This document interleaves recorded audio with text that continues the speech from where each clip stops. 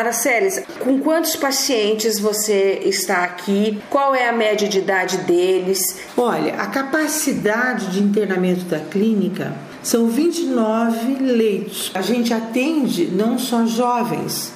Hoje, no momento, para você ter uma ideia, nesses 20 pacientes, eu tenho uma garota de 13 anos e tenho um senhor com 60 anos.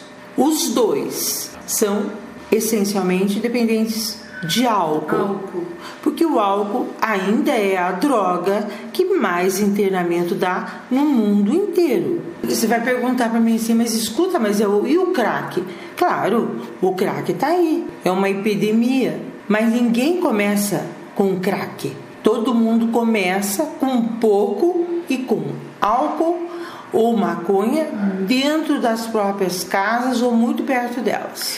Essa menina, quem que trouxe? O senhor, como é que ele chegou até aqui? Olha, quem trouxe a menina foi os pais e os avós. É uma situação diferenciada, porque o pai já se tratou aqui. O pai também é dependente químico e essa menina herdou praticamente essa predisposição. E o senhor, como é que ele chegou até aqui? Olha, esse senhor é aposentado de uma empresa, de uma grande empresa aqui do Paraná, e ele, como todo alcoolista, ele desenvolveu uma trajetória. Ele bebeu a vida toda, só que depois da aposentadoria dele, ele não viu mais significado nenhum, não tinha mais nada que segurava. Então, como para o dependente, o mais importante é a droga, aí ele descambou. Ele usou tudo que ele podia e foi ficando cada vez pior. Desestruturou a família. Uma das filhas até desenvolveu um problema de depressão muito sério, teve que ser internada. A mulher também tem outros problemas. E ele teve que vir para a clínica de forma involuntária, veio trazido por uma ambulância com remoções, porque de outra forma ele não vinha. Depois que ele foi internado, você não imagina o trabalho e o risco que ele correu. Porque quando se retira a droga de todos os indivíduos dependentes químicos, eles vão apresentar um conjunto de sintomas provocado pela falta daquela droga. Esse conjunto de sintomas a gente dá o nome de síndrome de abstinência. E para esse senhor, ele não tinha condições de se levantar. Os esfíncteres ficaram frouxos. Por quê? A droga, o álcool, ela faz uma varredura no corpo do ser humano, do fio de cabelo ao dedão do pé. E o que ocorre é que não é só o sistema nervoso central que é prejudicado, é o sistema nervoso geral. No caso desse senhor, a gente conseguiu que ele se recuperasse. Mas muitos casos que nós não temos nem estatística no Brasil, ou entram em delírio tremens, ou eles vão a óbito ou ficam loucos. Então é uma coisa assim muito triste e nós não sabemos há quantas anda isso no Brasil. O que acontece com o paciente quando a droga é retirada dele? No hospital clínico, quando ele recebe um alcoolista e que entra em delírio, ele não tem uma equipe para dar suporte para esse paciente. Ah, sim. Porque o paciente em delírio, ele alucina, ele vê coisas, ele não para na cama. Nessa hora tem que dar algum medicamento? Tem que ser um medicamento específico, ministrado por um psiquiatra que entenda do quadro. Por quê? Porque é um quadro muito grave, muito sério. E essa pessoa tem que receber cuidados especiais. Ele vai ter que ficar contido muitas vezes para ele não se machucar. Sim. Porque ele está vendo coisa, ele está vendo bicho, ele está... Esse período demora em média quanto tempo? Depende. Às vezes a pessoa entra e sai desse surto rapidamente. E às vezes nós já tivemos pacientes que ficou quase um mês nisso. Completamente, como a gente diz na gíria, fora da casinha, né? Porque as terminações nervosas deixam de funcionar. Então a pessoa não levanta braço, não consegue andar, ela não controla cocô, ela não controla xixi. Então é problemático, não consegue comer.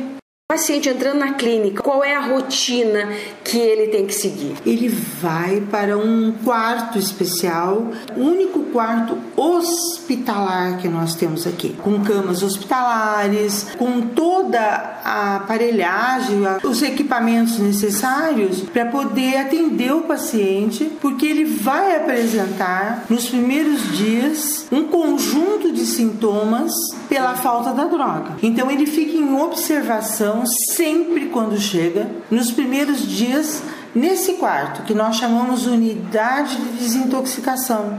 Passado esse período, ou ele estando um pouquinho melhor, a rotina dele começa mais ou menos às 7 horas da manhã. A enfermagem chama todos os pacientes, aí eles vão para se higienizar, tomam um banho e tal, porque às 8h20 eles têm que estar já no refeitório para tomar seu café da manhã. Depois, às 9 horas, começa o primeiro grupo terapêutico, porque eles têm 3 atividades terapêuticas com profissionais diferentes pela manhã. Depois eles almoçam, tem 1 hora de descanso. Depois eles iniciam às 2 horas e vão até às 5h30 com outras 3 atividades. E essas atividades também são todas atividades terapêuticas, grupos terapêuticos, dinâmicas de grupo, educação física, musicoterapia, terapia ocupacional, seminários muito importantes para ver o que é a doença que eu tenho, quais os sintomas, quais as consequências, o que dá clinicamente isso, o que dá psiquiatricamente. Pela experiência que você tem, né, esses anos todos aqui na clínica, quais seriam as causas principais que levam uma pessoa a experimentar qualquer tipo de droga? Olha, a doença da dependência química, que é o uso incontrolável de uma droga, ela é classificada pela Organização Mundial de Saúde como uma doença biológica, uma doença emocional psicológica, uma doença social, uma doença espiritual. Só que hoje está provado, com estudos realizados pelos neurocientistas nos Estados Unidos, que 66% de cada caso de dependência química, ou 70%, tem causa genética. Então a pessoa que é dependente química, ela nasce com essa predisposição. Ela não tem culpa de desenvolver isso. É óbvio que depois haverá fatores emocionais, educacionais, de família, de tudo que vão contribuir, porque existe já a parte biológica. Aí, se essa pessoa, com o emocional dela, em contato com o social, que é a família, se ela já nasce com essa predisposição, aí ela já está numa família desestruturada, sem limites, sem condições, e tarará, que não passe valor nenhum para ela, mais depressa, quando ela experimentar a droga, ela vai desenvolver mais rapidamente a dependência. Porque não dá para você separar o lado emocional do lado biológico. O emocional também é biológico, né? Hoje nós sabemos que cada um de nós tem uma bioquímica cerebral diferente. E é essa bioquímica cerebral diferente que o dependente químico tem. Então, qual a diferença do dependente químico para aquele que não nasceu com essa predisposição? É que quando ele experimenta qualquer substância psicoativa, o que é uma substância psicoativa? É uma substância que altera o comportamento da pessoa.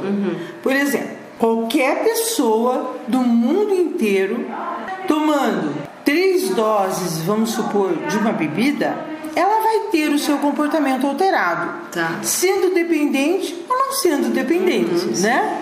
Outro exemplo.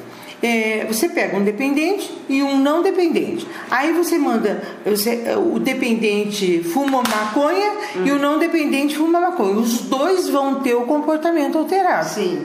As drogas psicoativas que mais matam são os medicamentos e o álcool. O tabaco também, só que o tabaco ele não vai ter a mesma conotação do álcool e do medicamento, porque ele não altera o comportamento do indivíduo com respeito a valores. O que acontece com as emoções de um dependente químico quando ele está fazendo uso da droga? Uma pessoa que desenvolveu a dependência química, ela fica só com a intelectualidade, a escolaridade que ela tem, e ela depois fica só com o emocional. Uma pessoa normal, ela vai ter o intelectual com a escolaridade, com o nível social, com a educação que ela tem, o emocional, mas ela vai, no meio disso, ela tem uma coisa que nós podemos chamar de humanidade ou racionalidade, que é o que difere nós dos animais. Todo esse processo civilizatório de 10 mil anos do homem sobre a Terra. Então, por exemplo, valores como não matar, não roubar, não prejudicar o outro, amar, ser amado, sentir o amor das pessoas, o dependente químico perde. Então ele vira bicho. O que ele é? Ele continua inteligente, escolarizado. Isso não muda. A não ser que essa dependência também vai interferir nisso. Mas de uma forma geral, não mexe lá. E ele fica biologicamente com as emoções descontroladas. Então o que acontece? Ele só tem pensamentos irracionais. Então hoje, quando você vê o crack, que é uma droga devastadora, o crack vai matar logo e o álcool demora mais para matar. Então é por isso que uma pessoa que usa crack, ainda mais dependendo da idade que ela começar a usar, ela vira bicho mesmo. Então aí nós vamos entender por que um garoto de 13, 14 anos pega um revólver, mata alguém. Primeiro que não deu nem tempo dele formar valores. Sim. E depois o crack já destruiu tudo aquilo. Muitas famílias, na hora que descobrem que o filho está envolvido com algum tipo de droga, elas costumam culpar os amigos, dizer, são as más companhias. O que você diria sobre isso? Eu diria para esses pais refletirem um pouquinho. Se o meu filho está andando com aquilo que eu acho que são más companhias, porque eles são iguais, são os semelhantes que se atraem, não são os opostos. Essas pessoas com quem ele está andando também têm problemas. E ele, por também ter problemas, estão juntos. Mas aí você não acha que tira um pouco, vamos dizer, da responsabilidade dos pais? Fica mais fácil eles dizerem que meu filho se envolveu porque ele estava lá com aquele menino que é o problema. E o problema daí não está aqui dentro de casa. E muitas vezes está dentro de casa. Os pais têm essa dificuldade de refletirem. Nesse momento que se descobre que o filho está envolvido com droga, seria o momento da família refletir sobre a responsabilidade dela, né?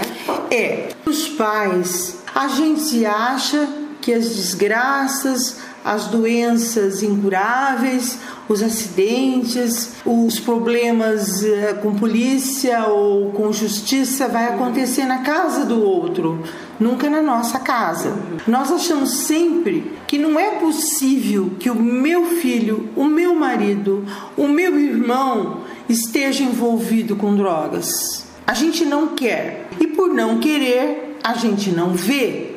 E a gente começa a ter um comportamento igual o que o próprio dependente tem. A gente quer negar, a gente quer uma desculpa, a gente não quer assumir nenhuma culpa nisso.